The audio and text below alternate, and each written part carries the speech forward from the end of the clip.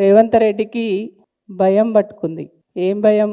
అరే తెలంగాణలో TRS party చాలా బలమైన పార్టీ, ఉద్యమ పార్టీ.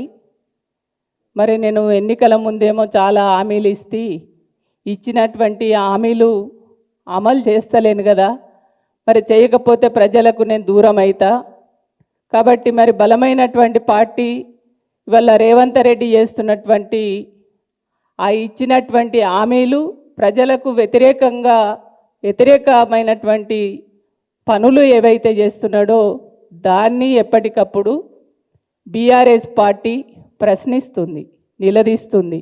ఒక ఉద్యమ పార్టీగా తెలంగాణ ప్రజల అవసరాలు మనోభావాలు తెలిసినటువంటి పార్టీగా ఆనాడు ఉద్యమంలో ఉన్నటువంటి ఉద్యమ నాయకుడిగా కేటీఆర్ గారు ఒక ప్రశ్నించే గొంతుక. వాళ్ళు చేస్తున్నటువంటి అవినీతిని, వాళ్ళు చేస్తున్నటువంటి ప్రజా వ్యతిరేక పనులనన్నిటిని కూడా ఎప్పటికప్పుడు నిలదీస్తున్నాడు. కాబట్టి మేము ప్రజలకు దూరం అవుతున్నాం. మళ్ళీ రేపు అడ్డదారులలో అధికారంలోకి వచ్చినటువంటి రేవంత్ రెడ్డి మళ్ళీ ప్రజలు మమ్మల్ని అసహించుకుంటారేమో, కాబట్టి వీళ్ళపైన ఏదో ఒక రకమైనటువంటి కేసులు పెట్టాలి, అక్రమ కేసులు పెట్టాలి, జైల్లో పెట్టాలి, ఏదో ఒక రకంగా వీళ్ళను మానసికంగా ఇబ్బంది పెట్టాలనేటువంటి కుట్రలో భాగంగానే ఈ రకమైనటువంటి కేసులు పెట్టాలి, అవినీతి ఆరోపణలు చేయాలనేటువంటి ఒక పద్ధతిలో చేస్తున్నారనేది చాలా క్లియర్గా అర్థమవుతుంది.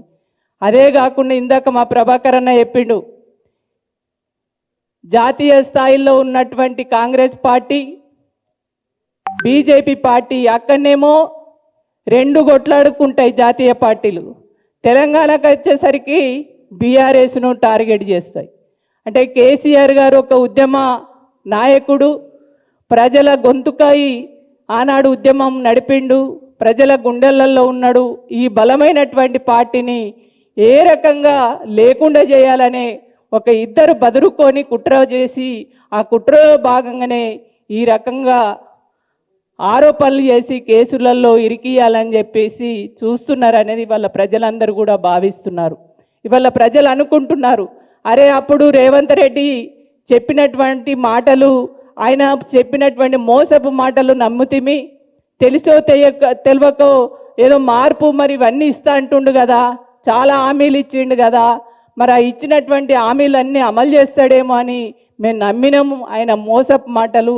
కానీ మాకు ఆనాడు ఉద్యమ నాయకుడిగా మా అవసరాలు గుర్తించి మేము అడగకుండానే చాలా పనులు చేసి బ్రహ్మాండంగా అభివృద్ధి చేసినటువంటి కేసీఆర్ గారిని మేము దూరం చేసుకుంటుమి అనేటువంటి ఒక చర్చ జరుగుతున్నటువంటి ఈ క్రమంలో ఇవాళ బీఆర్ఎస్ పార్టీని బదనాం చేయడం కోసం ఇవాళ ఈ రాష్ట్ర ముఖ్యమంత్రి చేసినటువంటి కుట్రలో భాగమే ఇవాళ కేటీఆర్ గారి పైన ఈ అవినీతి ఆరోపణలు అనేది చాలా స్పష్టంగా అర్థమవుతుంది.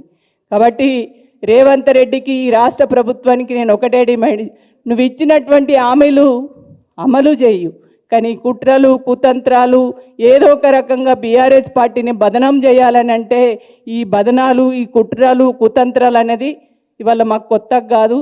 ఆనాడు ఉద్యమ కాలంలో ఇట్లాంటి ఎన్నో చూసినాం.